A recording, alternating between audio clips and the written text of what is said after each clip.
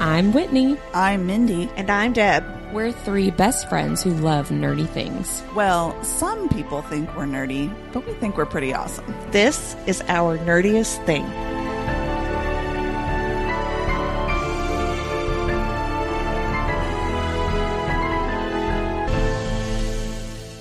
Hello, fellow nerds, and welcome to Our Nerdiest Thing. Today, we'll be discussing book cons, conventions, tips, and tricks. Not just the tip. Also tricks. The types you turn. What were you thinking naming this that? I didn't think about that. Just the tip and sometimes tricks. I should have thought about that ahead of time, and I really just didn't. Know your audience, Whitney. Joke. I know, right? Please listen until the end. Just listen to the whole thing. You're like, Deborah won't stop, but please keep listening. Yeah, keep on listening. We've got an interview with author Thea Claire, and she was a delight to talk to. Mindy, you got to do that interview with her. I'm on her ARC team too, and she's just really fabulous. No, well, listen to that. Yes, someday I hope someday someone says I'm fabulous. I know, right? Yeah, that's a nice compliment. That's living the dream.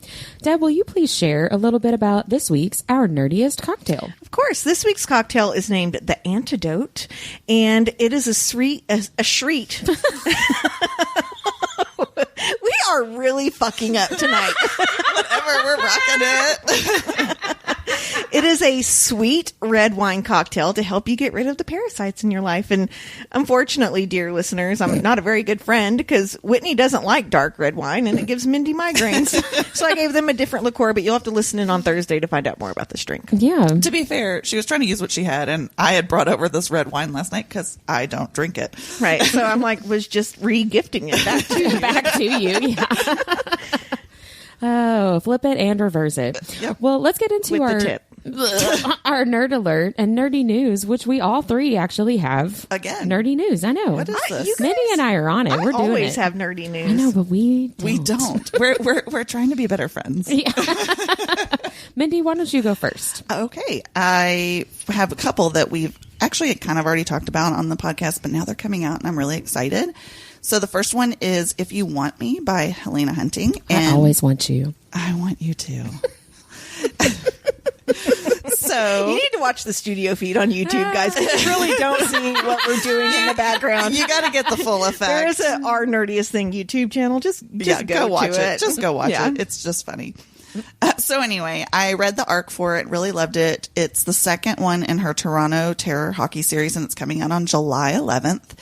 And it's got a trope that I don't normally like. It's dad's best friend, which kind of makes me cringe. With the daddy benefits. But I trust my girl Helena, so she didn't steer me wrong. It was actually really, really good. So go get that on July 11th.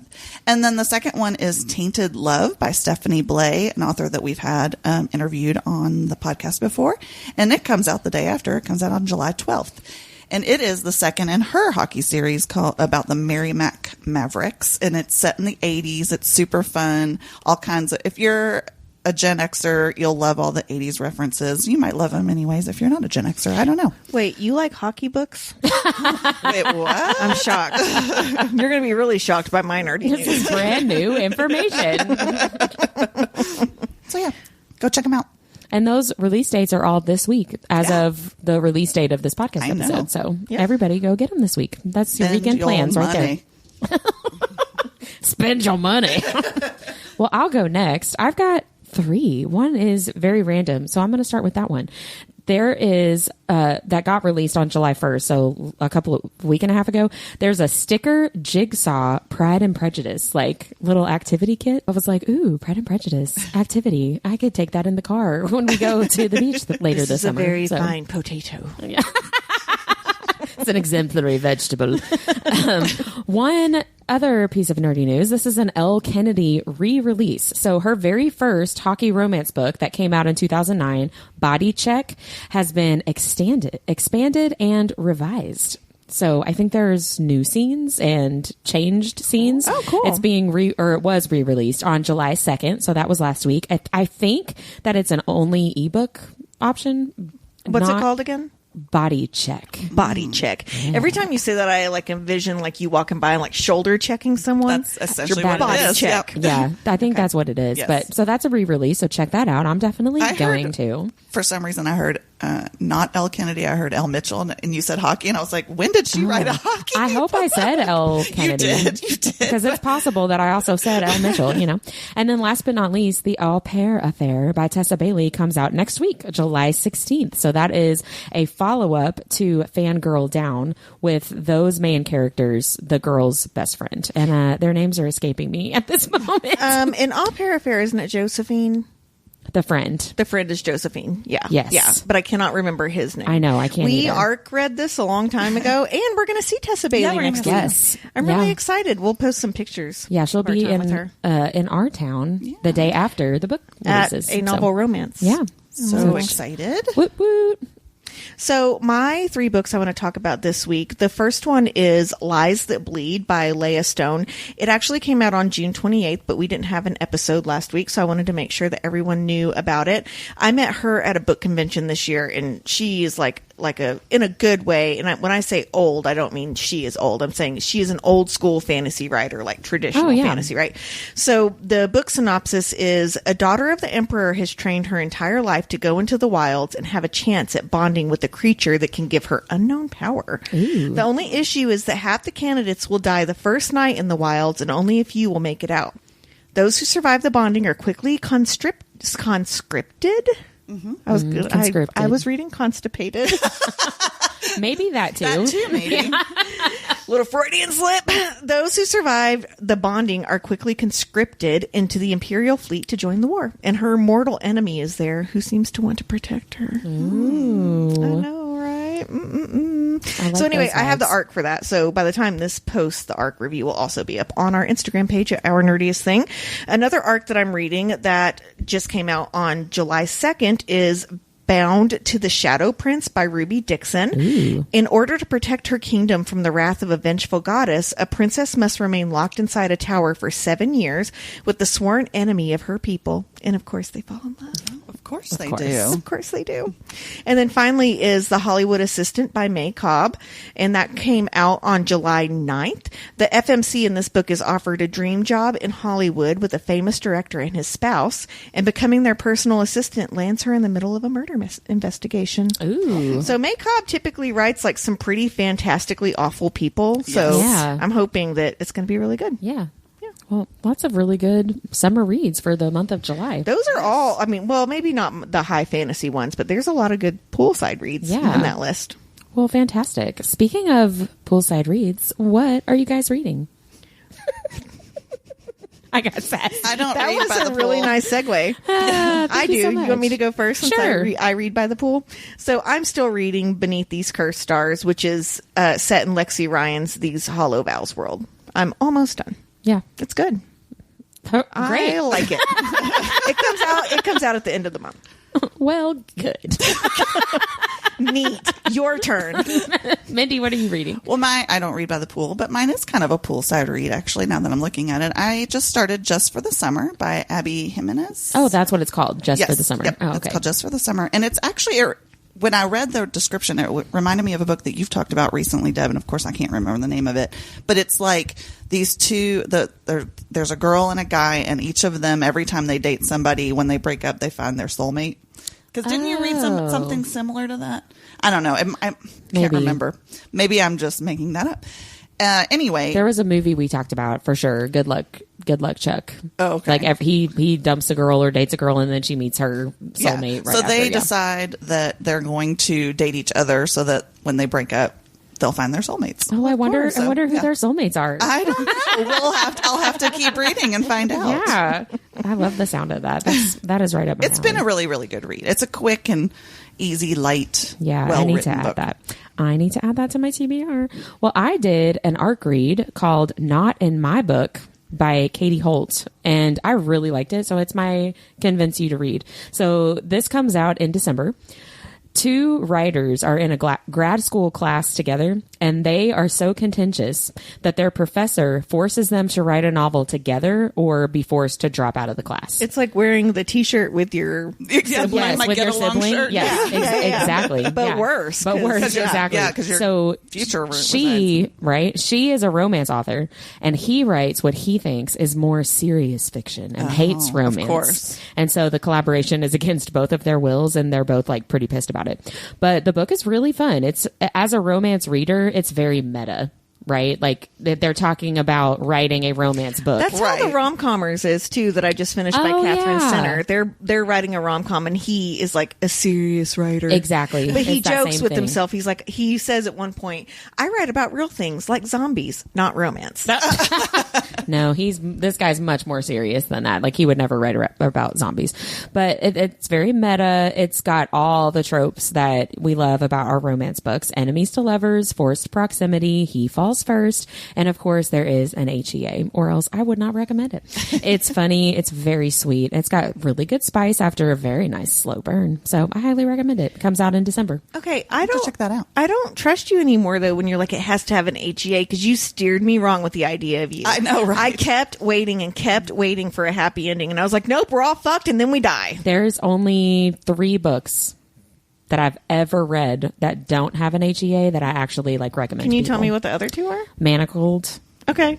It has an HEA for them. I feel like it's as happy as they could be after. I agree with that. And so really just 2 books then. So The Idea of You and The Pieces We Try to Forget by Elle Mitchell. Oh, that doesn't have a happy ending? Oh, no, it doesn't, because it's about her mom, isn't it? It's a prequel. Yeah, that's right. Yeah. Boo. You know what you are. If you read the other book, you know what the ending is. Right. Before you read it, but it's still like, stabs you right in the heart. It really is. So that sounds fun. What I'm watching is not going to bring the mood up, so maybe I should go ahead and go first. Yeah. Keep bringing us on down. Since we talked about that. So there's a documentary on Netflix called Tell Them You Love Me that I did not fully understand what it was about before I started watching it. And then I was like, so it didn't have vampires. Oh my. No, it did not. It did not have vampires. So this is what the Netflix description is. This documentary explores the controversial relationship between a professor and a nonverbal man that leads to a trial over race, disability, and power. That sounds like something I would never watch. Well, so then I watched it, and so now here's my description. This was completely insane. So the main person you hear from in this documentary is a professor who is the one who went on trial. She was working with a man with cerebral palsy in a professional capacity. So she was a communication facilitator, and for him, she literally would hold his arm so that he could push a keyboard and communicate that way because he was nonverbal.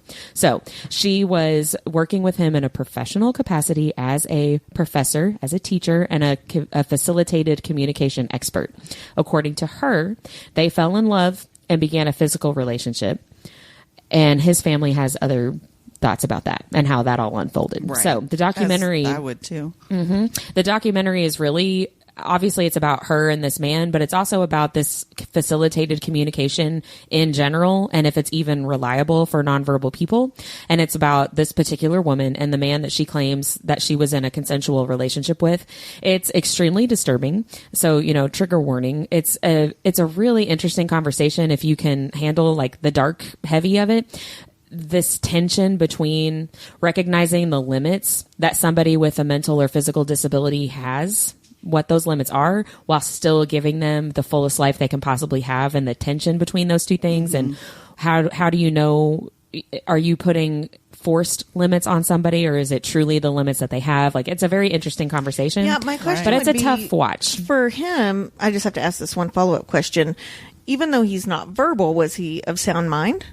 That is one of the argued points. Okay, gotcha. She would say yes. So, like, just because he's not verbal doesn't mean he's not of sound mind. She would say yes, and his family would say no.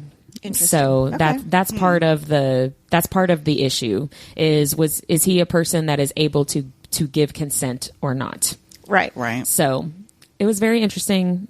Made me cry a little bit. But yeah, I don't know where I saw that, but I think it came up on one of my feeds somewhere.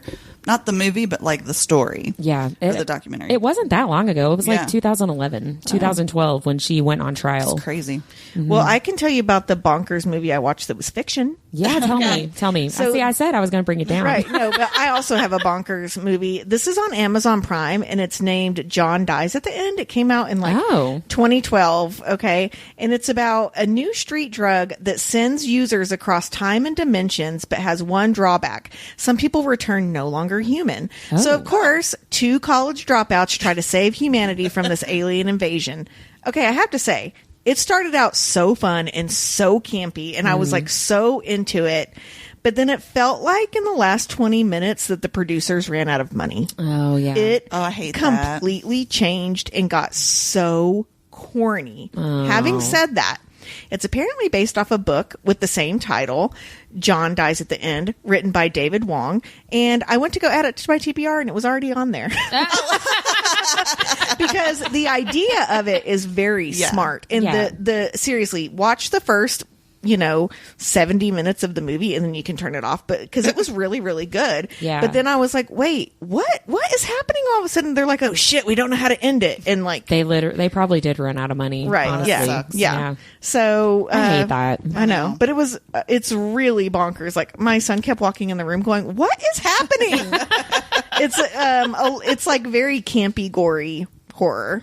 So when you say they come back not human, is that a plot twist that you can't share, or are they coming back like alien?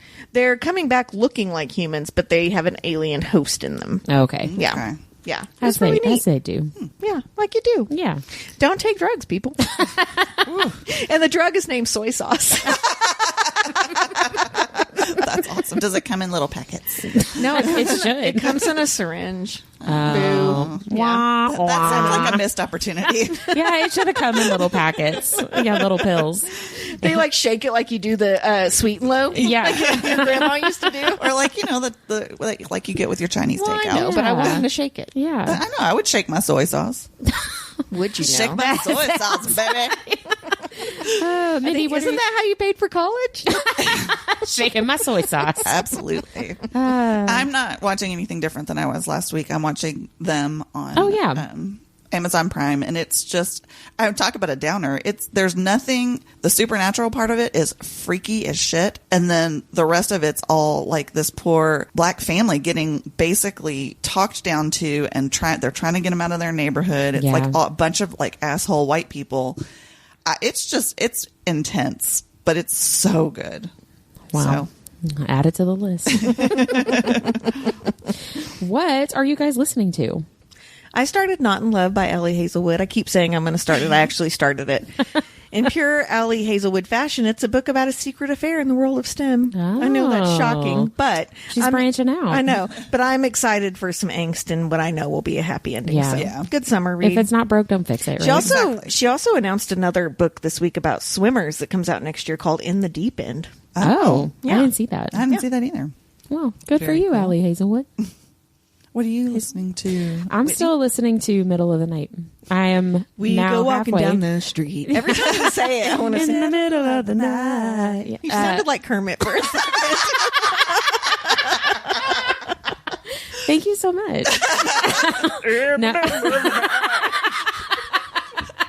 I'm halfway through the book now, and I'm still liking it. Okay. So I'm just stretching along, trying to listen to this book. In about 4 weeks, you guys will know what she thinks of it. Well, we go on vacation in 4 weeks, so I'll be able to at least finish it in the car on the way down there. Where are you all going? Myrtle Beach. Oh, fun. We're going to Myrtle Beach. Myrtle Beach. Yeah.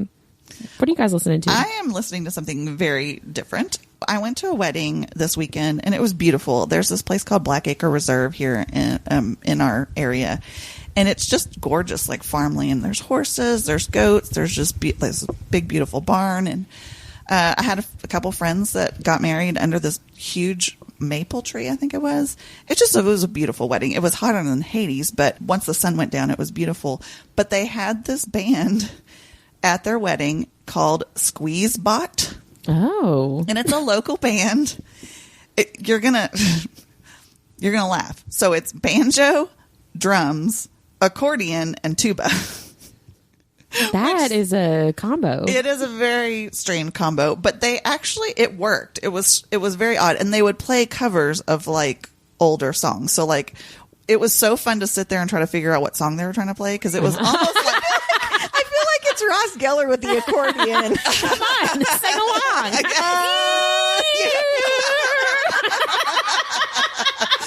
Actually, the accordion player was quite good, but yeah, so it was fun. Like we were enjoying it, and then they'd play something, and somebody would be like, "What's that song?" And then somebody would go listen for a second and go, "Oh, that's "Walk This Way" by Run DMC," or "Oh, that's "She Blinded Me with Science" or whatever. So it was just really fun, and so I checked them out on Spotify, and they're just a fun little feel good band. What is it? Squeeze Me? No, Squeeze. Come here. I'll do it. What is squeeze something? Squeeze bot. Squeeze bot. Yeah, that's not the same. Talk about a Freudian slip. You probably thought I said squeeze butt. What are you guys loving? I am prepping for our craft weekend coming up that Mindy and I do like once a quarter. I've got this pattern and it's a purse, but it looks like a book. Like it's got a whole full inside purse. And then I also got a pattern for new Kindle covers. So Mindy, nice. I have some Alice in Wonderland like marine vinyl. I'm going to make you get to be my guinea pig for a Kindle cover. I love being pretty your soon. guinea You're pig. going to be like, stop making me bookish merch. I cannot. Hell no, you can always make me bookish merch. So that's what I'm going to be making at craft weekend. Fun. I'm really excited. That's what I'm loving too. Is just crafting and scrapbooking. I've been getting some things out and messing with them, and I'm got all my like cards that I got signed by authors at Wild and Windy, and I make like a little scrapbook page out of it. And so I've been printing out my pictures and doing that and putting that all together. And it's just been really fun to get into a creative space again because I haven't been lately, and it's really one of my things that I need for like to make me feel like get me out of the dumps. What are you loving, Whit? Well, right now I'm really loving my BookBub emails. So you can sign Why up is for that? BookBub. I know that's like really random, but you can sign up for BookBub and tell it like what kind of books you like. And when there's a deal on a Kindle, an ebook, it'll send you an email and be like, hey, these are the free books in your categories. Although I think I need to adjust my categories a little bit because for multiple days in a row, I have gotten books that are like, she's having his baby. And I'm like, absolutely not. I am not interested in that trope whatsoever. But I just download a bunch of books like every single week. I end up with at least 4 or 5. Do you not get enough ideas on your TBR from me? I apparently want to just be completely overwhelmed with options. I have a ton of like dark romance, hockey romance, and rom-coms that are just like sitting on my Kindle. Fun for a rainy day. Though you get FOMO if something comes at me like that, and I'm like, I need to read that. I'll read it eventually. Put it on my TBR or like download it or whatever. And it's free, and it's not. I can actually get the book instead of taking a spot on my Kindle Unlimited, right? Yeah. And so I'm like, well, I'll just get the book then, and then I can keep all the things I already have from Kindle Unlimited. So I don't even know how many books. You are so smart. I know, right?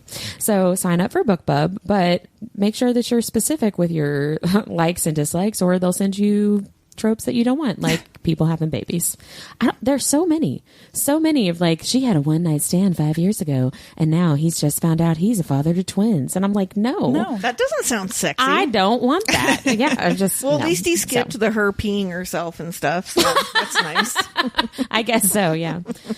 Did either of you guys have a convince me to read this week? No, that was all yours, babe. Well, that brings us to our nerdiest topic: book cons, tips, and tricks. That's right. Mindy, what are your tips and tricks? So I have a list of must-haves and must-dos. I bought this thing. It's a fold-out stool.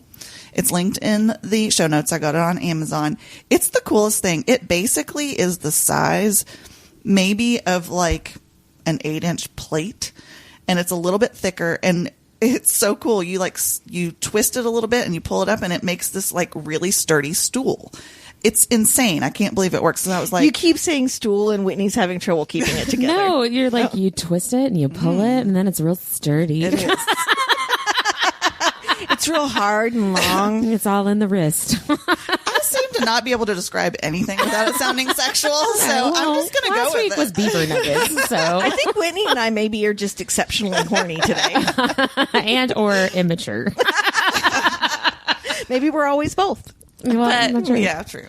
So stool. I'm also immature, so I don't mind it, to be honest with you. I'm just playing. But yes, so this fold out stool, I mean, use it for other things too, like camping. I'm totally taking it in our camper. The other thing, and I've spoken about this at length, get yourself a neck fan. They're so cheap. I need to get one. I'm telling you. I've linked it in the show notes. All the cool kids are doing it. I went to that hot as hell wedding, and there were at least 3 other people with their neck fan, because yes, I brought mine. It's just for somebody who gets warm really easily, and even if you don't, it's nice to have on hand. Like sometimes you just don't know if the air conditioner's going to not work or something's just going to not be right. So it's very portable. Again, you charge it up before you go, and it lasted me 4 hours running the entire time. And that's a long time. Yeah, so I mean, they're great. The other thing I recommend you have is a plan. So plan out kind of where you want to go, because most of these places will tell you, where the authors are going to be. You cannot see every author. No, there's no way. There's absolutely no way. But and to that note, be flexible, because even if you have a plan, it's not always going to go the way you want. But if you have sort of a way to start, you end up getting more done than you think you will. And then sometimes, besides books to get signed for meeting new authors, like when you run out of money because you've already spent it on all the others, you can get like an autograph book, or like I do, I take little cards with their book on it and I have them sign it. And it's a great keepsake for later as well, if you don't feel like lugging books. Yeah. If you're flying or you're going across, Another thing that people do is they'll take clear mailing labels and have the author sign them, and then you can put them in your books. Like book plates. Yeah, exactly. Yeah. Exactly. So there are other things for them to get signed other than just books. But obviously, if you're there, support your authors.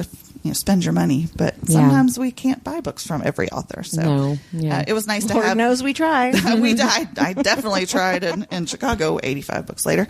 So the other thing That's a lot of books. Well, Brian, my husband looked at you and he said 85 books. And when I got back from Imaginarium, now you had taken some of your books with you, and I had taken some too. And I looked at him and I was like, Brian, this is 55 books. I was like, it doesn't look like very much. It's really when it boils down to it. This is one thing I don't think it's a must have, but if you like to socialize, bring something to trade as a way to engage with other people. Right now it's bracelets. They're big time and they're cheap, and they're like the Swiftie bracelets. Yeah. And they're super fun. I took little keychains that I made, little motel style keychains that I made, and that was a fun thing. People bring stickers, whatever, just something to sort of spark conversation when you're standing in lines, because sometimes it gets old. One story about there was a girl in Chicago. I just adored this. She had a sign on her cart that says, "I'm an introvert, but please talk to me." Like, she was like, I want to talk, but like, I'm not going to initiate. I'm not going to, and I thought that was really cool. I was like, okay, that way, I have RBF when I'm standing in line. So, I don't want people to think they can't talk to me. But speaking of no one's ever told me I look intimidating. I don't know what you're talking about. I'm so least nice. of all men. Right. Maybe you should smile more, Whitney. Oh, God. And Mindy, you're so much prettier when you smile. No, I'll just be ugly. Thank you. To that note, the other thing I recommend is bringing some sort of cart. A lot of cons will have dimension restrictions, so please be aware of that. A lot of them don't want you to bring a gigantic wagon, because some people will try to do that. There's a great cart that I've linked in the show notes that I use, that it's wonderful. It folds up, so when you're traveling with it, it doesn't take up as much space. Yeah, it folds up pretty flat. Yeah. And they're really cute, and you can like personalize them and make them your own. And then one thing I did do this time that I loved, it, I attached a carabiner to the handle of my cart, because many of these places will hand out wristbands for authors. Like, they'll give you a number and they'll give you a wristband for the author. It gets annoying to wear them all. And I had them on my lanyard, but that gets annoying too. So I would stick them on this carabiner, and it was easy just to pull them off and have them right there when I needed them. So that's another tip that I would like to share. Mindy, what's a carabiner? Oh, I'm sorry. It's like I have no idea what you're talking about. I don't know how to describe I bet you have one on your keychain. It's what rock climbers do. Yeah. And they look like a awkward oval, and the metal buckles in on itself. Yeah. Gotcha. That's a carabiner. You might not be the only one that has that question. I didn't know that they had such an official name. I just call them keychain thingies. Well, and you could use a keychain thingy as well. Whatever you would like. But something on the handle of your cart, it just made it so much easier. Obviously, bring water and snacks. Like, that was something that saved me, just to have a water bottle and just a little snack tucked away. Yeah. And to that end, make sure you take breaks if you're overwhelmed. That's part of my to-dos, but like always have something to eat or drink so that if you need to take a step away and like you're feeling overwhelmed or you're feeling like hungry, or angry about something, it might just be because you need Snickers, right? Also, print out your receipts for any pre-orders that you have. Oh, that's a good idea. Because sometimes they'll be like, well, do you have your QR code or a link or whatever? Show me your receipt. And if you have them all in one place printed out, it's a lot easier to find than trying to search through your phone. Can I add real quick too, as soon as you pre-order a book for a convention, go ahead and print it out and just put it in a folder, because 2 reasons. Number 1, a lot of authors will not email you and remind you that you had a pre-order. And number 2, they dispose of those books. So they're not going to ship it to you. They're not going to, send you a message during the day and go, hey, you never picked up your order. It's not really their responsibility to make sure you get those things. If nothing else, make yourself a spreadsheet or a list of everything like you said, as soon as you pre-order it, write it down somewhere and have it all in one place. Can we talk about pre-orders as a whole though? Because I just want to say book math in general, if you pre-order, you haven't spent any money. Right. Yeah. So I will say almost all of the conventions will have a link on their website or on like their Facebook or Instagram page where you can pre-order from the authors. Typically the pre-orders will close about 6 weeks prior to the event though, because they have to have time to order the books and sign them and do all of that. And they usually come with like little swag and stuff like that. So you can quote unquote save yourself some money and pre-order these books and already have them paid for. So then when you get to the event, your budget is just for new things you weren't expecting, because you are going to want to buy things you weren't expecting. I loved it because it spread it out. Like, I mean, obviously it's not actually free, but it does. Sure it is. It does feel that way when you get there. But like, it was nice to be able to, because some of them will charge you right when you order, and some of them will wait until like 2 weeks before the event. So it just kind of depends. So it definitely does spread it out, and it's nice because then that's exactly how I ended up with 85 books coming home. And you're for sure going to get the books you want. Exactly. Right. Because there were a lot that I've gone to that have sold out before, like even on the first day. Right, they sell out of all their books. They can only carry so much, you all. Right. And then the last thing is you will get a ton of swag at these places. Stickers galore, bookmarks, all kinds of stuff. Like, authors love to give out stuff that has their branding on it or whatever. So does Our Nerdiest Thing. So does Our Nerdiest Thing. Table. So this last time I realized I needed like a pouch or something to keep it all in. So, but I didn't bring one. So, but I did happen to have my awesome Icon Design book Kindle cover. What? And I took it with me, and that's where I put all my swag. It was awesing. It was all in one place at the end of the night. Nothing got bent or. And I'll just say they're fully lined, so your stuff's not going to get damaged. Amazing. Yes. So, yes, I had that. It was, and like you can improvise.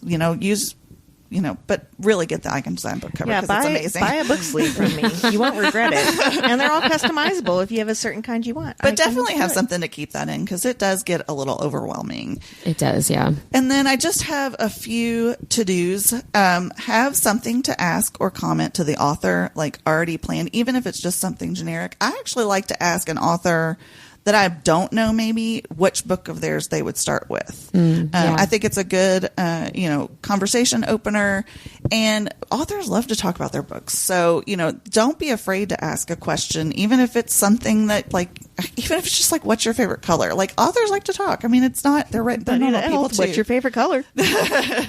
So, have just something in your mind, even if it's not specific to the author, just to strike up a conversation. Because, I mean, at first, when I was starting going to these things, I felt super awkward. Like, I was like, I don't know what to say to these people. Here's my money. Bye. I know. And so, but it's really nice. I just love you so much. Love you. You've changed my life. That's essentially what I did to Danielle Jensen at ApollyCon. I was like, you are like so pretty. Oh, man. Also, take advantage of any extras, such as panels or, like meet and greets or anything that they have. Sometimes they'll have extra special drinks or special parties or whatever. Definitely take advantage of those. I know sometimes it can be overwhelming and extremely exhausting, but even if you just show up for 5 minutes, it definitely adds to the experience. There was a luau party that had some extra signing opportunities, and I wanted to make sure I got those authors, but I didn't want to risk not getting them during the regular days. So I went, and it wasn't totally my scene, but I really had fun, and there was fun games, and it added to my experience to do that. So definitely take advantage of those, and then just be open to new experiences. Mm-hmm. Yeah. That's take an extrovert with you. That helps. I am willing to go to book conventions with you all. This is Deb. You need to start that service. I could hire yourself out. You guys are going to have to start paying me. Yeah, you can pay me to be your extroverted book friend. Yeah, that's right. Yeah. If you follow us on Instagram, oh gosh, back in March, after a convention that shall not be named and some other things coming out about some conventions and how they treat people living with disabilities, I made a pretty lengthy Instagram post about attending a book convention with a disability. So I think a lot of our listeners know this. I live with RA. I typically look pretty quote unquote normal. I have a lot of problems with my hands and ankles, and book conventions wear me out. I mean, they wear out someone at like their top peak health. I was gonna say, they wear me, not that I'm at top peak health, but they wear me out, so I know it's got to be harder on you. It's exhausting. And so I created some tips, not just the tip, a lot of the tip, about attending a book convention with a disability. So the first thing I always tell people to do is to ask questions. So before you attend an event, it is okay to ask for what you need and what you want, because people living without disabilities do those things. And we know most readers are shy, so I know it feels super overwhelming to ask in a public group. So you can send that organizer a private message or an email and ask things like, how long are the lines? What's accessibility like in the signing room? Is there a place to rest if needed? Can medication be stored? And I just want people to remember that it is within your rights to ask for accommodations for these things. Absolutely. So don't hesitate to do that. Next, be sure to expect and require space for what you need. So like I just said, tell the organizers what you need during the event. So if you can't stand in lines, ask for the best time to get in the queue. If you're using a mobility device, ask to enter the room early. You can ask volunteers to clear the path for you. Just ask. And so, I mean, when we were at Imaginarium, they do a really, really good job, but I noticed someone with a wheelchair, like she was at the elevator and no one was letting her through. And I literally put my hands out in a T and I was like, she's coming through, people. So, I mean, if you see that happening to someone, do that. Jump in. Yeah. Definitely be an ally. Yeah. That brings me to my next point. So if you can and you want to, travel with an ally. If you can't, then, you can ask an author at their table for assistance. You can ask the PAs for assistance, ask people around you, and just do not hesitate to say like, hey, beep, beep, I'm coming through there. You can do that and people will get out of your way. I just don't think that people are cognizant enough about what's going on around them in those situations. And if you've never lived with anyone using a mobility device, you just don't understand how hard it is to get through those really tight spaces, right? So let's make sure we're supporting one another. Like I just said, if you see someone struggling, ask how their day's going. Ask if they would like assistance. We met someone at Imaginarium that I noticed that she had shaved her head. So I just said, hey, are you living with an autoimmune disease? And we had like a really long conversation. She was a cancer survivor. And she was like, oh my gosh, no one ever asks me about it. She's like, this was so nice. And I'm like, well, it's not. You want to talk about it, right? And she's like going into remission and like having like the best year of her life. And so it was really awesome to talk to her about that. I think on that note too, though, some people may not want to talk about it. Of course. If don't be offended if they say, I don't really want to talk about it. Right. But like, I think probably even then they would appreciate being noticed and Right. 100%. So if you are going with a disability to an event, and really, even if you're not, make sure you're staying on routine. Don't make yourself sick at these events. Make sure to set alarms to take your medication, hydrate, eat on a somewhat regular schedule, take plenty of breaks. And I can tell you from my own personality, pushing hard seems like a really good idea at these events. But then the next day, if you're sick, it wasn't worth it at all, right? Because then you're missing a whole bunch of authors you would have gotten to see. And finally, make sure that you're providing solution-focused feedback to event organizers. They need to know what is expected from their readers. 100%. If something goes wrong, let the organizer know how to fix it. Do not email them and just say, I'm mad that it was not accessible. Well, what can they do? What do you need next year whenever they come? Right. I think you just touched on a couple minutes ago that you touched on something that fits with what you're saying right now too. Like, people don't know what they don't know. Right. Right. Even as just a mom of 2 kids with food allergies, which is like not even remotely close to the same thing, but it's like, if you don't live with that, you have absolutely no idea. Right. And it doesn't make it excusable, but you have to tell them what you need and be very specific about coming it. with a solution. Give everybody the benefit of the doubt that they just don't know. Not that they don't care, but that they're truly ignorant in the literal sense of the word. They just don't have the information, and we need to give them the information. Yes. I do have a few books I wanted to recommend that have disability representation. So the first one is A Curse So Dark and Lonely. The FMC lives with cerebral palsy, and this book is by Bridget Kemmerer. The next one is the character Violet in The Fourth Wing by Rebecca Yarrow. She lives with Ehlers-Danlos syndrome, which actually I met someone at a book convention with that because I know she was using a cane, and I asked her, hey, how you doing? Are you able to keep up with the lines and everything? And she told me her whole story. And then finally, Raina from The Witch Collector by Sharisa Weeks. She does not have the ability to speak and uses sign language. So these might be some good books to read if you're like nervous about talking to someone living with a disability and just seeing how they're properly represented. I think these 3 authors do a really good job with properly representing someone living with a need. Well, those are excellent tips and tricks. Well, I only have 4 things.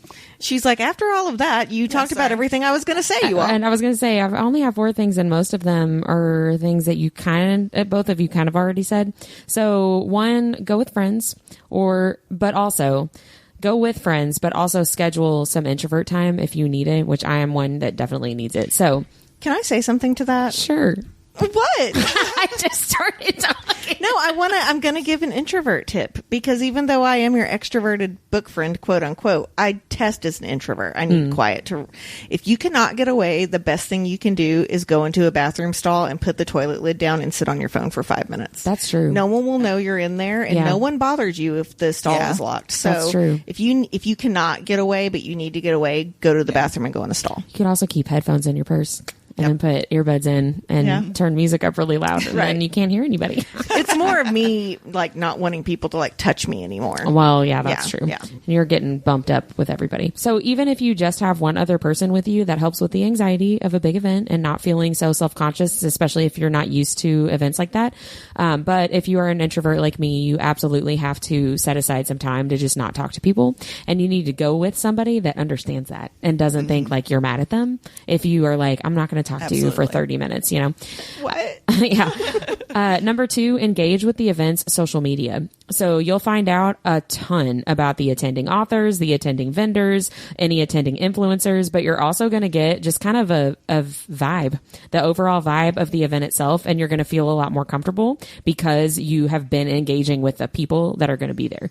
So commenting with other people on their social media for the event will help you feel like you have familiar faces, even if you've never actually talked to anybody in person or face to face. That's great. A tip, actually. That's what we've learned. Like we feel like we know people, we used to even do though that we don't. With the Supernatural cons, we'd always join that specific con's Facebook page, group. Yeah. And we'd be like, "Well, we're going to stay away from that person because they complain a lot." Write their name down. But that other person in their group seems kind of rad. Oh, that's funny. Save some budget money for books from authors that you aren't familiar with yet. So if you engage with the authors, which is going to be my last tip, you are definitely going to find at least one new author that you really liked either talking to at their table or listening to on a panel or a Q&A, and you're going to want to either genuinely actually read their book or just support them because you like them so much. So have a little bit of extra cushion in your budget for that. And then last but not least, actually talk to the authors, Mindy, like you were talking about.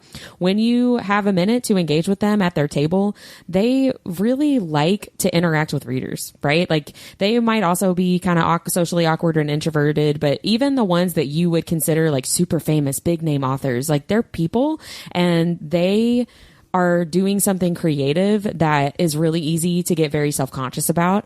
And so if you really like their book, tell them. And if you really like their social media posts, tell them. And if you really like their book covers, even if you've never heard of their books before, right? Like, just tell them the things that you like. And especially if it's an author that you really love and you genuinely love their books and their stories help you through life, just tell them about it. They want to hear the positive feedback from their readers. And it's so much better for the author and for you as a reader to have that experience to tell them specific things that why they're important to you and why you love them so much. That is what they're there for. They're not really there to sell a book. They're there to interact with you as a reader. So give them that and give that to yourself too, because that's what makes it special. So that's it. Go to book conventions. Yes, absolutely. Do it. If you have an opportunity to go to one, large or small. Yeah, you're welcome to message us too, and we can tell you which ones to, if you want to do a huge one, where to go. If you want an intimate one, what to do. A lot of cons, they're about specific genres, so romance or fantasy, or maybe the con is just to get as many authors there in any genre there. So you're welcome to message us at Our Nerdiest Thing. We like to talk. A little bit. Definitely do. Well, that brings us to our nerdiest things of the week. Who wants to go first? I'll go first. What's your nerdy thing? My nerdy thing is that I read Leather and Lark in 24 hours. Aha! I kind of had to. You had to. But I would have probably anyways. Yeah. It reads. It's a good read. It is. It was fun. Yeah. It was a fun read. We had a lot to say at our book club. We did have a lot to say at our book club. What was yours, Whitney? Mine is also from yesterday, but it's not book club. So I know you guys don't care about this at all, but I cannot tell you how much joy I've gotten from watching all the different videos of Travis Kelce being on stage at Taylor Swift's third London Eras Tour concert. It's a really big deal. It's a really big deal for their relationship. I'm not even a Swiftie, and I've seen it everywhere. Yeah, me too. Well, just in terms of like what that means for how they see their relationship, that's like they might as well have gotten married on stage. You know what I mean? Like that level of commitment. It was really sweet. I just love it so much. Like the last guy she dated, she had wigs and sunglasses and like hoods over her face and running from restaurants into cars so people wouldn't see them. And now her boyfriend's like, yeah, I'll go up on stage. That's totally fine. In a top hat. Yeah. And carry you. He looked really dapper. I don't agree. I personally don't think he's attractive. He looked really nice. Okay. I liked it. Whitney likes it's my nerdiest thing. So I loved it. I'm obsessed. So this weekend I went to a Ren fair. It was really fun, and everyone was dressed up, and they had actual people forging steel. They had glass blowers and like a bunch of maker booths. So I'd highly recommend going to the Northern Kentucky Ren Fair if you're ever here in the early summer. Where was it? Like what town is it in? Eminence. Oh. Yeah. Okay. So, I actually know what that is. It was really, really fun. And people were like just getting to be their super weird selves, which I love that. Really liked. And I did not dress up because the high was 102. And I didn't want to do that. No, it's been like way too hot. Yeah, but there were some amazing cosplayers there. I saw a Jude Duarte, and I saw Akasha from Queen of the Damned, The Vampire Chronicles by Anne Rice. There was a girl dressed as a mushroom, and then she had like this 8-foot tall like dandelion. So it was like over her. Awesome. It was so cute. Everyone was just adorable. I loved it. Nice. Awesome. That does sound fun. Well, that is it for today's episode. Please keep listening for our interview with Thea Claire, and check us out on Thursday for our next read-along episode. Bye, everybody. Bye. Hello, fellow nerds, and welcome to Our Nerdiest Thing. Today, we are live with a very special guest, author Thea Claire. Thea is a storyteller at heart, a North Texas native. She loves to write about strong characters creating beautiful lives for themselves and those around them. Thea has been an avid reader and sometimes writer for more than 15 years and has worked in a variety of fields as a communications professional. She is a proud mental health advocate, neurodiverse writer, and member of the LGBTQ+ community. Welcome to the podcast, Thea. Hi. Thanks for having me. So glad to have you on. So we're just going to jump right in. Tell us about your path to becoming an author. Like, how did you transition from communications to author? Are you still doing like communication stuff and then the author stuff together? I think being an indie author, you kind of are a jack of all trades, regardless of like where you are in your career. As an indie, unless you have a team of people, in which case, God bless you. But I'm still doing communication stuff. So I started out writing in like middle school, high school time. I wrote fan fiction for a long time. And then I took a big pause on it when I really took off with like marketing and communications in later high school. And then basically transitioned directly into a journalism degree and communications professionally. And so writing, I mean, even fan fiction and everything really helped hone my like skills as a writer and professional writer, and transitioned into career writing, but never hadn't picked up a pen or like a story in probably 10 years and really hadn't read for fun in years either. The last book I had read as like a fun thing was like 50 Shades of Grey in college, which basically tells you when I was in college. But like that was with a hot thing that myself, and I will call her out, my best bookie friend, Lindsay, definitely read that at the same time. Shout out to Lindsay. Yes, she knows who she is because we definitely all read that and discussed it. But that was like the last fun series that I read, and then. And in 2020, end of 2022, I got sober, which is a huge part of my like personal journey in writing and reading. And when you get sober, they tell you you're going to find several things to fill your time and fill your creative energy, because you're going to get this like manic sober habit. And mine was reading. And then it transitioned very quickly into, well, I'm reading all these things, and now I have all these ideas that I just want to word vomit onto paper. And so in 2023, I read a little over 100 books, which was chaos. Yeah, I had one of those days where I had signed up for NetGalley arcs and just watched them roll in one after the other, and looked at my coworker. And when I was working full time, I was like, I messed up. I filled out way too many of these applications. I've done the same thing. Too many. Numerous times. And still do it. Like I haven't learned my lesson. I have had to curb myself, and I only sign up for arcs when I'm like, I absolutely need this. And when I do it through the store. But I picked up a fantasy project and started working on that. And then most people don't know this, but as part of the sobriety process with AA at least, and I'm not super involved in AA right now, but at the time, they tell you have to go through kind of this searching and fearless moral inventory is what they call it. It's your step 4, which if you've read Go Find Less, Andy is doing at the end, step 4ing, and he's like doing his moral inventory. And then he like step 9's her at the end, like of like making amends and everything. But step 4, you basically have to make a list of all the people that you've ever been in a romantic relationship with. And looking at that list, I was like, oh man, there are some doozies on here. Not even talking about like my personal experience as a widow. And so that day that I made that searching and fearless moral inventory, I went home and I wrote like the first 5 chapters of Go Find Less, and didn't stop for 4 months. I put everything else on pause, didn't stop for 4 months, and finished it in August of last year. And then it came out. So it is, I mean, and you're very open about this is a very personal, very much so, book for you. Yes. So, and it's called the Recovering Good Girls series. So it's the first one in that series. And tell us a little bit more about Go Find Less. Yeah. I know like how you started, but how, like what, just give us a little like teaser, why we should read it. So like, the elevator pitch, like 2-second elevator pitch, is that it is a grumpy sunshine story about 2 former high school classmates who are reconnected planning their high school reunion. And the female main character is a widow and a lingerie designer. And the male main character is a grumpy corporate event planner here in Dallas, which is where I live, and Dallas area, I should say, because I don't live in Dallas proper. And it's all about their like found family and their like friendship dynamics, and kind of learning to get past their separate traumas and coming together to kind of deal with that.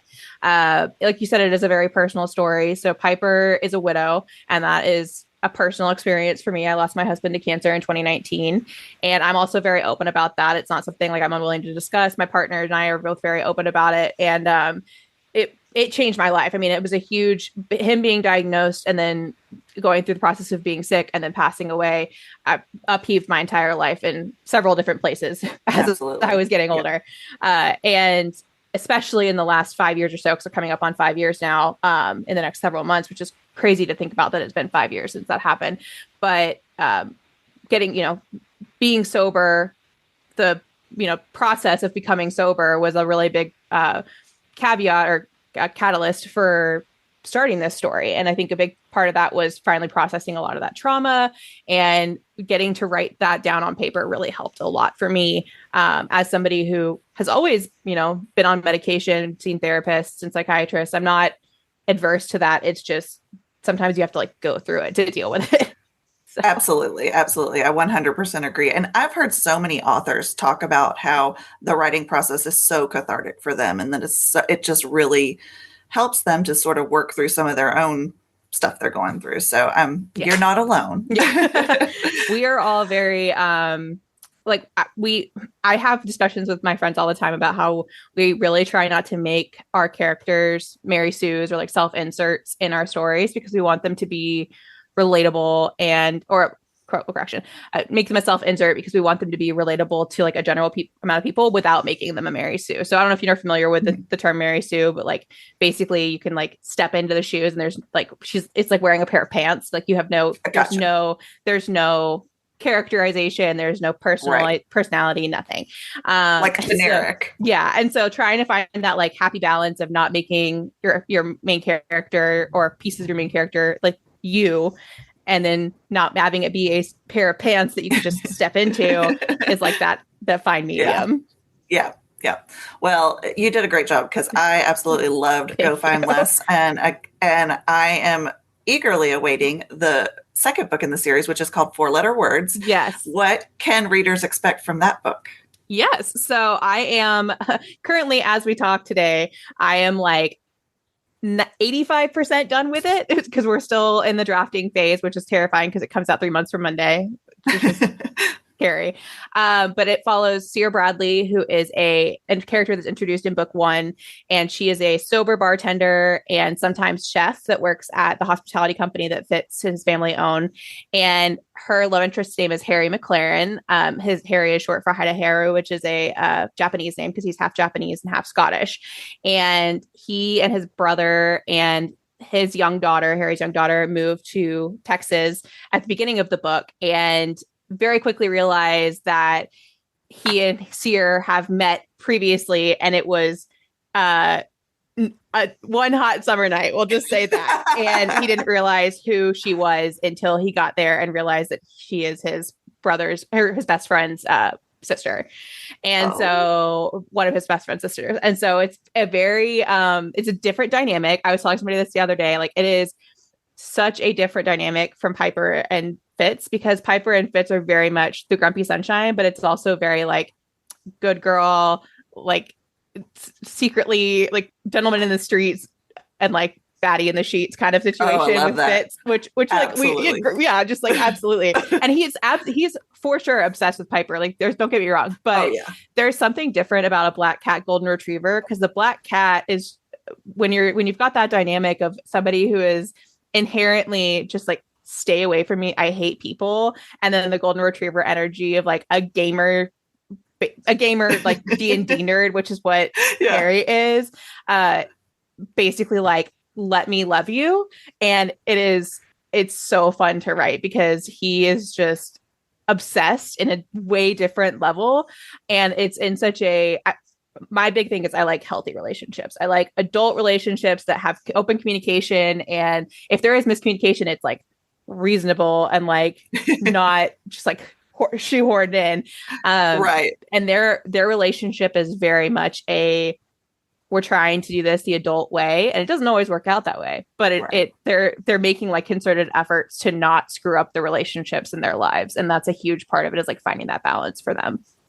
I love that, and thank you, because as a reader of a certain age, and I'm not going to say what it is because I act way younger than I am, but it's refreshing to see characters who are acting in a more adult, they've been through some stuff and they have been through that whole like 20 years old and you know, just whatever, like sowing your wild oats. And so it's nice to have that sort of adult perspective in a heroine. And I personally relate more to that. Not that I don't like reading other stuff, but for me, that's what I gravitate towards. Same. And I'm this dynamic is so different. I'm going to pause for a sec. How much time are you shooting for this? We usually get 45 minutes. Okay. I just want to make sure that I'm not like rambling. You're fine. And you're fine. Don't worry about it. I mean, sometimes it's 25, sometimes it's an hour and 15. So no, we could go the long end with my luck. So the dynamic between Sear and Harry, they're older, but Harry is, you know, early 30s, but he's a dad. So he's got the responsibility of that.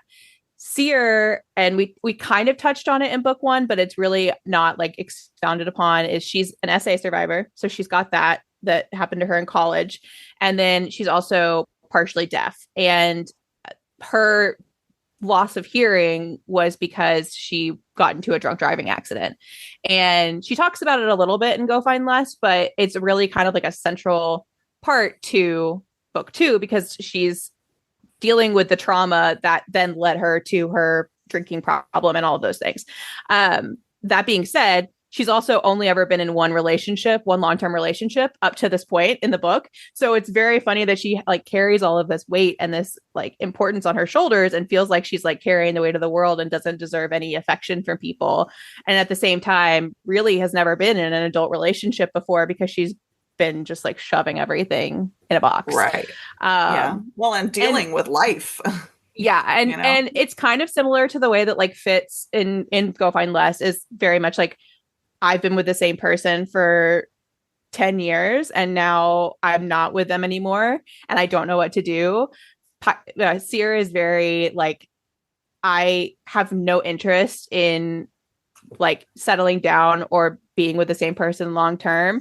And then that changes very quick. It doesn't change very quickly, but it gets flipped on its head when she's basically, because it's a forced proximity book, which when you talk about forced proximity, everybody kind of assumes it's like they're together all the time. And part of the blurb is that like his house catches on fire and they end up him and his brother and his daughter move in with Sear. And so you're literally seeing them as a family unit, basically from like 30% of the book. And so it's very easy for her to kind of realize this is not what I expected it to be. And it's something that I can actually see myself doing, which is really fun to write. Love it. Love it. I'm so excited for Sear's story. She's just a badass. Like I definitely loved reading her even in the first one. So I'm looking forward to that. Now very we sassy, talk for sure. She's a sassy girl. We talk to a lot of indie authors like you who have had to kind of learn as they go. What are some skills that you were surprised to find helped you as you ventured into the world of self-publishing? Graphic design is definitely one of them. You know, we talked about it being a jack of all trades when you're an indie author, like has helped tremendously because in every role that I've been in, I had most of my career, even leading up to last year when I started at the bookstore, was in nonprofits. And when you're in a nonprofit, you have a really small budget that you're working with. You're trying to make the most money because it's going towards it's not profit-based, like because you're trying to just make money. You're profit-based because you have a cause that's like really important to you. If you're working there, typically you're working there because it's important to you. Right. And for me, as a communications person, their marketing is usually like the last effort on any nonprofit's team. And so for most communications people at a nonprofit, you are doing literally everything. You're writing the press releases, you're formatting graphics, you're formatting like websites, and you're doing all these little things. And so that's definitely helped save on cost for sure. But it also, I think, helps in building a brand. So many indie authors, I feel like, I've watched people build these incredible brands from nothing. And and seeing them start as just like, okay, I'm throwing this on like KU to see kind of what's happening versus like taking that readership and be like, okay, well, I'm going to make a recognizable brand that they'll come back to over and over again. And even if they don't know the name of the book, they see my name or they see my logo and they know this is what they're going to get. And I think that for me, the brand consistency has really helped too, like that skill.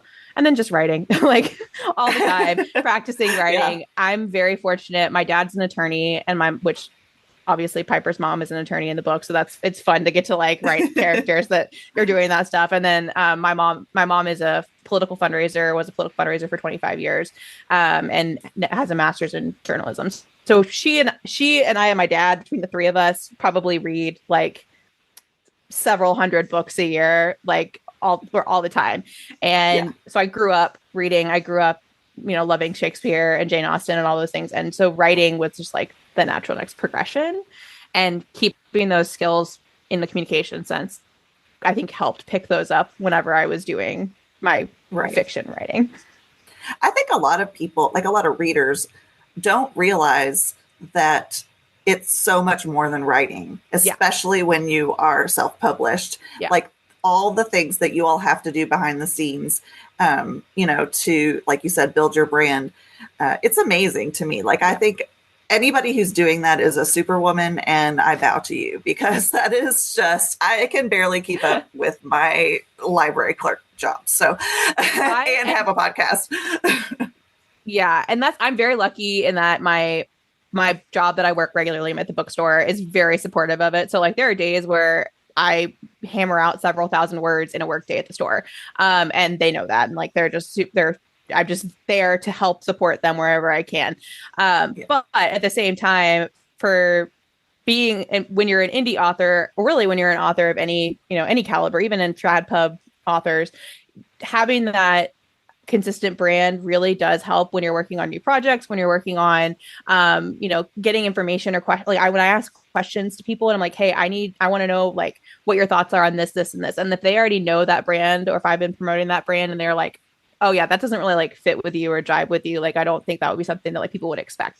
Those are kinds of conversations that I'm having all the time with like my street team and my like girl group that we talk to all the time, trying to make sure that like is consistent. But I format my own books. I'm like, I didn't design these covers, but like previous versions, I've designed covers. I designed a cover for a future project that I'm like, I kind of think this is going to be like the one that I go with.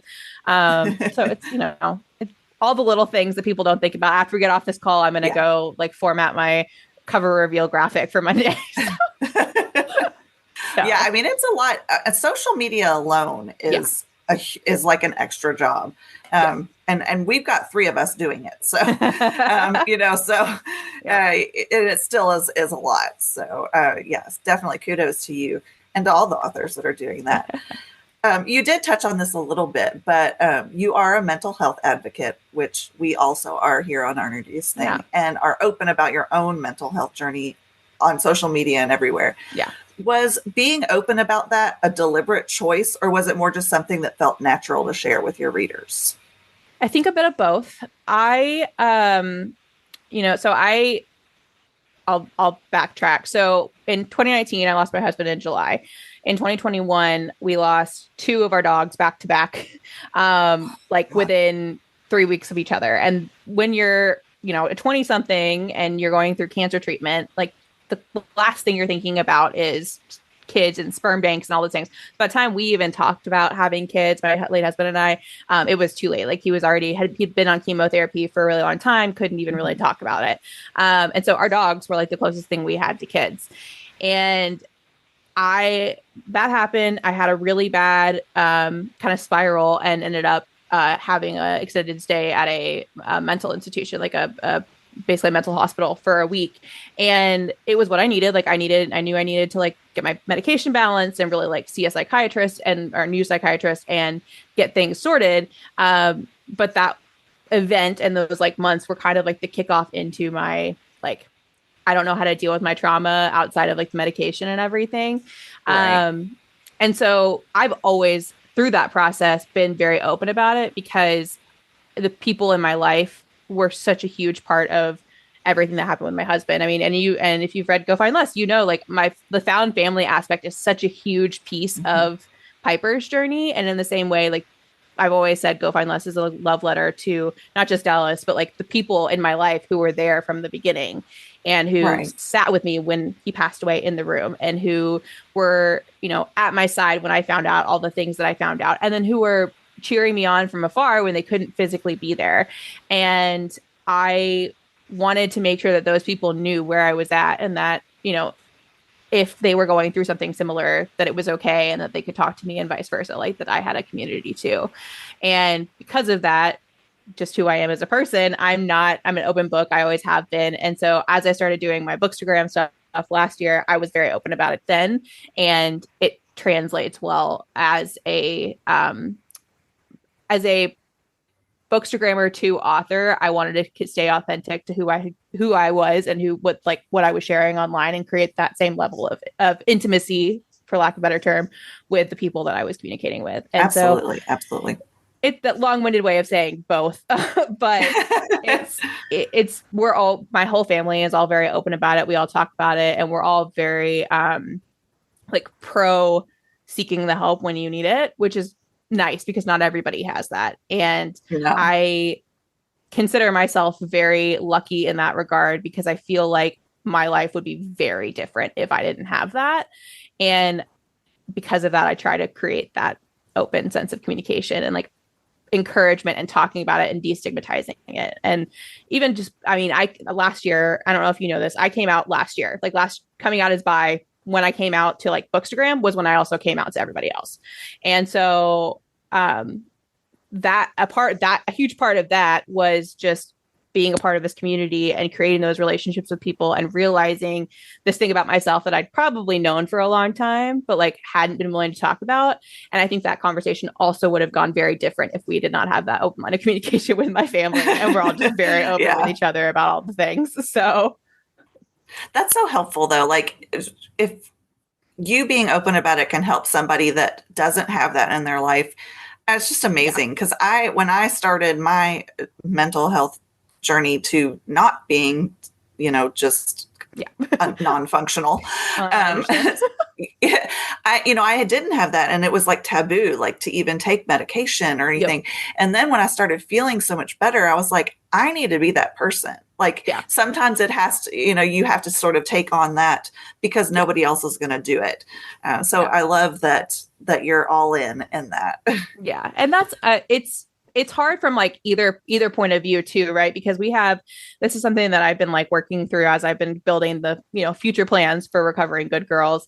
Of the other characters that we've built in the story have been so fun to write that I don't want to just have my because right now it's 3 core girls. And so who else of the stories can we talk about?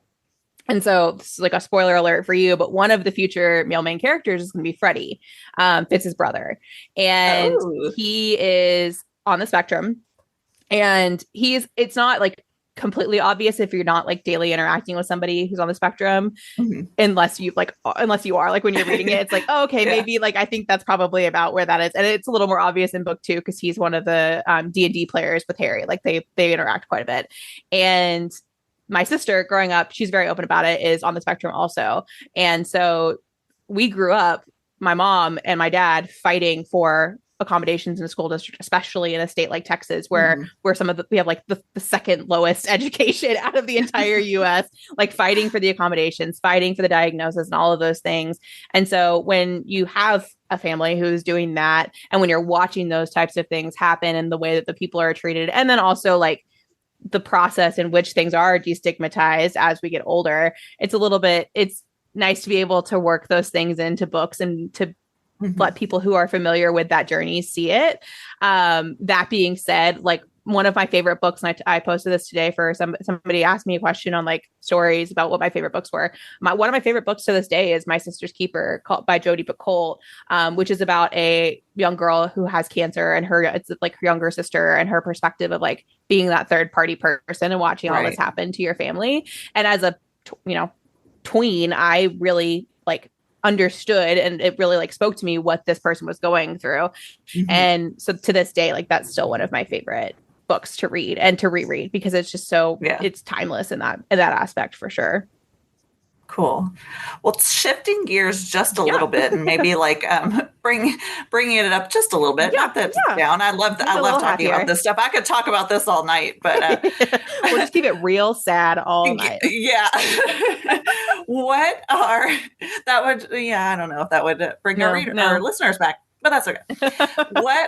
So this is going a little bit different. What are some of your favorite things that you like to nerd out on like outside of books? Are you a D&D? Do you like D&D? I'm not. So I'm not. My boyfriend is. My partner is.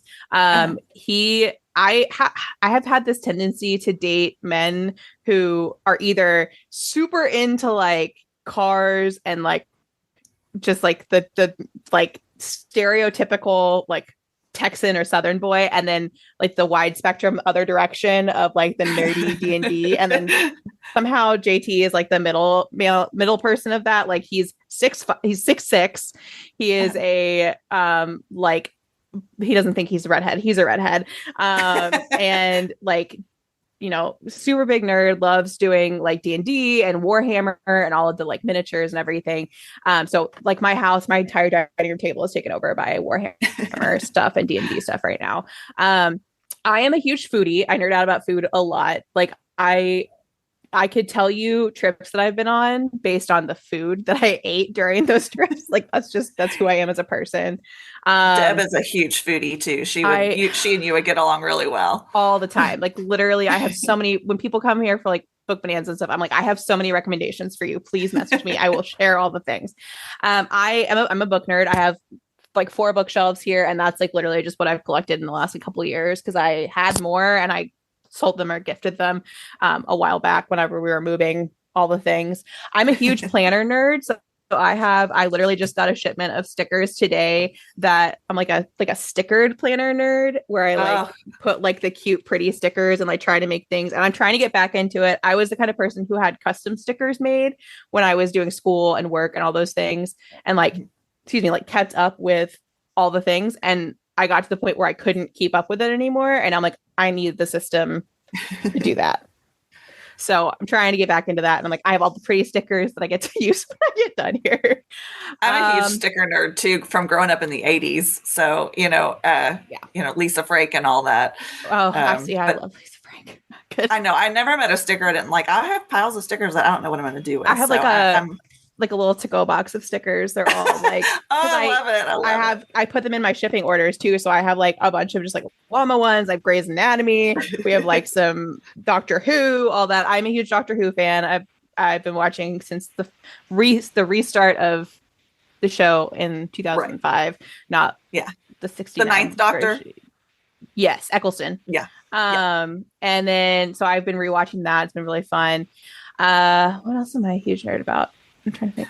I nerd out about pretty much anything that I really enjoy. I'm like, oh, I'm just all over the place. And then I really like, I'm a huge horror movie buff, which translated into Go Find Less. But JT, my partner, really jokes that like I only like horror movies that are really crappy. Like those are the only ones that I watch. I'm like, no, I've just watched a lot. And so I started with the ones that were really good and have just like slowly worked my way down. So it's really just a testament to how many I've watched in the last like that's awesome. 2 years, 3 years. Because I hated them for the longest time. And then it just started and I just didn't stop. Oh, that's great. Well, now we're going to move into a couple speed rounds. Yes. And the first one is called the Nerdy and Dirty Speed Round. So they never end up being super speedy, but try to the first thing that comes to your mind. As fast as possible. Just a good way to get to know you a little better. So we'll start with favorite way to unwind after writing. I like to play Tetris on my phone a lot. Like I play so much Tetris and I'll put on like Doctor Who or Bridgerton or something that's like I've seen several times and I just play Tetris on my phone for an extended period of time. So I might know the answer to this because you were just talking about it. Your ultimate comfort read. Actually, my ultimate comfort read is Baking with Benefits. Legal. Totally opposite spectrum of Jodie Picoult. Love it. No, I could literally read that like every day for the rest of my life and be so happy. Love that. Song or artist you've been listening to since you were a kid? Jonas Brothers. Absolutely. Jonas Brothers. This is dating myself. I know. That was my kids. No, I watched it with my kids. So yeah. Movie that you love that other people just don't get? Scott Pilgrim versus the World. It's one of my favorites. I love that movie. So fun. I love it. Michael Cera's just phenomenal. Your favorite spot to read right now? My chair behind me. This chair is it does my look life super right now. comfortable. It was purposefully purchased as a reading chair, and it has lived in this office. I wrote probably 2/3 of Go Find Less on that chair. So. Nice. The best location to listen to an audiobook. The car. Me I listen too. to it a lot in the car. Yeah. It's the only way I'm a captive audience. Yeah, same. Favorite book trope? Oh, I really like a good enemies to lovers. Yeah. It's you really can't go wrong with that.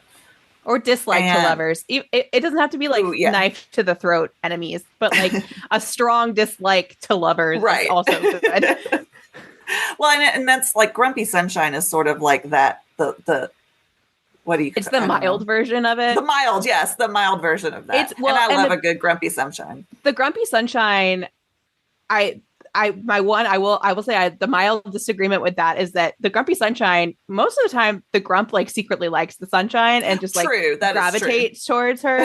I like book 3, and I posted this in my Facebook group because I have like a Facebook group people join, and like so book 3 is a strong dislike enemies to lovers arguably trope, and there is no like there's no gravitational pull towards each other. Gotcha. Like and you'll know exactly who it is when you read book 2. Like they hate each other, like really, really just like.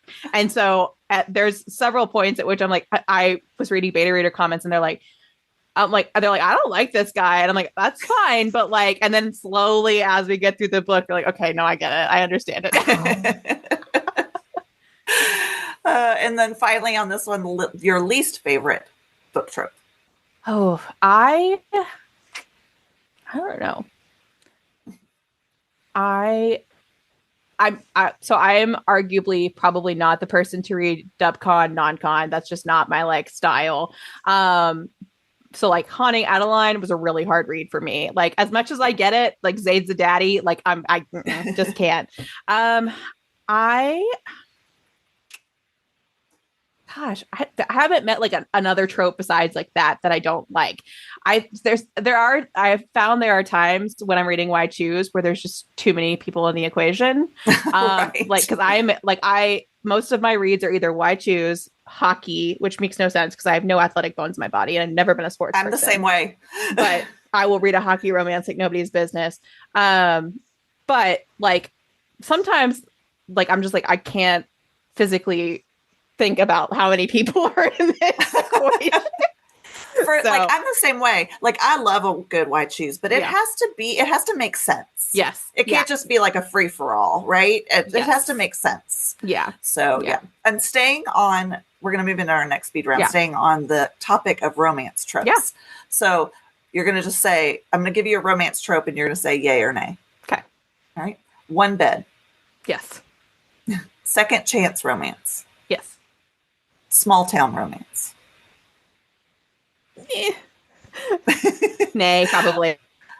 Office romance. Yes. Dark romance. Yes. Surprise pregnancy. Nay. Yeah, Deb is not a huge fan of surprise pregnancy either. That's probably the answer to the last one. Right. I don't mind it as much, but it has to make sense. Makes sense. Yeah. So, it's like a third act breakup. It needs to make sense or it makes me mad. Yeah. Morally gray love interest. Yes. Well, and you already know the answer to this one. Why choose? Absolutely. And Whitney's favorite, fated mates. Yes. Again, it has to make sense to me. Like a magic system in general has to make sense to me. I struggle with fantasy sometimes. Yeah. So. So you talked a little bit about your Facebook group. Where else could readers connect with you? Yeah, so I have a Discord server that I'm not as diligent about updating right now because I'm in the middle of drafting, but we post updates in there quite a bit when things are a little bit slower. And I'll host like calls in there typically once in a while just to get people together. I have a TikTok, not the best about updating it. I'm most active on Instagram and Threads. Threads is my happy place. I like just sitting there and putting my unhinged thoughts out into the world in a way I can't on other places. And so that is where you can catch me most of the time. I post on Facebook mostly just so I can share things to my personal page because my family, I'm like, you want to see what's happening because I don't ever update my personal page anymore. I'm like, here you go. So, and then, so that's my primary ways of communicating with me. And where can we purchase your books? Yep. So I am available on Amazon. That's where the ebook is available because it's exclusive to Kindle Unlimited. My paperback you can get pretty much from anywhere that books are sold. It's wide distribution, so it's available on Amazon. But I love shouting out to supporting our local indie bookstores. So if you have a local indie close to you, you can usually order it from them. And then you can get the floral cover or the animated cover from them. And then it's available Barnes & Noble, Books A Million, overseas. It's available in, I think, 6 or 7 different countries also because of the wide distribution. So go find less. It's so good. I'm just going to give a little shout out there. Yes. I've actually talked about it on the podcast before, so you've gotten quite a few shout outs. Okay. I just really loved it. Oh. Do you have any upcoming book conventions or signings that people I do? So we just announced last week that I'm doing Kiss and Tell, which is happening in June of next year, 25. And that is being organized here in Dallas. It's in the city of Grapevine, which is closer to me arguably than Dallas. But it's in the same city as Book Bonanza, but Book Bonanza, since it's not happening next year, a lot of the volunteers from that are actually helping organize Kiss and Tell. So really excited about that one. The organizers are customers at the bookstore that I work at, so they're great. And then be announced tomorrow, I'm doing Indie Bookstore Day at my store. So Pantico Books will have 6 authors, and it's me. Ruby Dixon is going to be there. Livy Hart, who also writes contemporary, K.A. Lind, who does contemporary, and then she has a fantasy coming out. Z.W. Taylor, who writes paranormal romance with W Books. She wrote The Bite. And then Jenna Hartley, who is another indie author, will also be there. So there's 6 of us that are basically gonna the whole day be there. And then I've got at least 2 more that are coming up in 2025 that haven't been announced yet. One is actually, both of them are here in DFW. And so I'm super excited about both of those. But well, cool. I might just have to head over to Texas sometime then, 2025. I can make a Tex. We've got there's so many events that are happening in Dallas because I feel like people are realizing that it's a little bit more affordable to travel to. Yeah. But my thing about Kiss and Tell that I'm really excited about. So I'm going to Book Bonanza for the last year as an attendee. I was really lucky to get invited by Handbright PR. They invited me as a guest. And so I'll be going just to have the fun, and that's at the Gaylord, but for Kiss and Tell, it's at an Embassy Suites, and it is arguably more affordable. So it makes it a little bit more accessible for people. And I think you've got a really good group of volunteer focused people that are putting it together that really want to make sure that it's get one-on-one time with the authors and really have an opportunity to have conversations with people. And so I'm really truly excited for that one. That sounds amazing. So every week on our podcast, we end our episodes with our nerdiest thing of the week. And it could be something book related. It could be something else nerdy that you enjoyed or did or want to do or whatever. So we would love to hear for this interview, what is your nerdiest thing of the week? I don't know if it's this week, but my favorite nerdy thing that I did recently was, and I have pictures of this on my Instagram. I got to go to our local Ren Fair. So book 2 is Ren Fair centered because my main female character is a Ren Fair. That's her fun thing, but arguably it centers more around that than it does bartending or cooking. And she is an employee there because I worked at our local one here in Dallas for years. And so I got to go with my best friend, Lindsay, my best author friend, to celebrate her release a couple weeks ago. But we also went with Ashley Schewalker, who is an incredible YA author. And she wrote a book called The Renaissance of Gwen Hathaway, which is also based at a place very similar to that Ren Fair. Yeah. And so we got to go and get dressed up and gallivant around and take pictures of each other's, with each other's books and everything. It was very fun and nerdy. And I got to dress up for the first time in 10 years since I worked there and just have a great time. So I love Ren Fairs. They are so inclusive. They are. everyone I've ever been to, you just feel like right at home. Like I've never been anywhere where you like that, where you just feel instantly welcome. Right. Everybody's weird. So, everybody's weird. Yeah. Love that. Love that. Well, thank you so much for being on the podcast, Thea. This has been so much fun. Yeah. It was so great to talk to you one-on-one, and I'm really looking forward to 4-letter words. Thank you. I'm excited to have it. All right. So we'll everyone go find Les and wait for 4-letter words, because it is going to be amazing. See you all later. Bye. Bye.